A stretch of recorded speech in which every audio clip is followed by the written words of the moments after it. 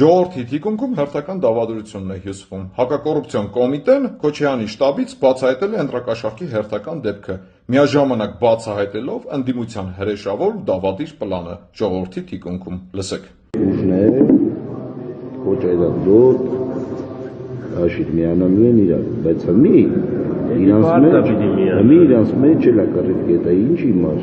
լիդերի կռիվն է, որ ուժը շատ ձեն տարա։ Լսեցիք, Քոչարյանը, Դոդը, Ծառուկյան Գագոն ու Կալուգացի շպիոնը FSB-շնիկ Սամվել Կարապետյանը ի վերջո միավորվելու են։ Սա է ընդդիմության դավադիր ու հրեշավոր պլանը ժողովրդի թիկունքում։ Ու սրա մասին արդեն մենք չենք ասում, սրա մասին ասում են քոչարյանականները։ Իսկ սրա դեմ պայքարելու կա ընդամենը մեկ ձև, մեկ մեթոդ։ Հունիսի 7-ին գնալ ընտրատեղամաս ու տեր կանգնել խաղաղությանը, մերժելով Հայաստանի Հանրապետության դեմ կռիվ տվող պատերազմի եռագլուխ կուսակցությանը։ Կարևոր է, լսենք ու տարածենք։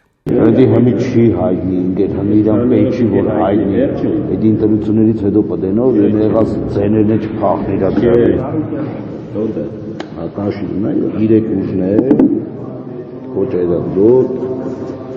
աշիտ միանալու են իրար, բայց իրանց մեջ էլ է կռիվ կետը, ինչ իմար, լիդերի կռիվն է, որ ուժը շատ ձեն տարա։ Այս ձայնագրությունը հրապարակել է հակակոռուպցիոնը, այս ձայնագրությունը արվել է Քոչարյանի շտաբում։ Քոչարյանի շտաբում խոսում են նրա մասին, որ իրանց բառերով ասած Դոդը, Բութ, Ծառուկյանը,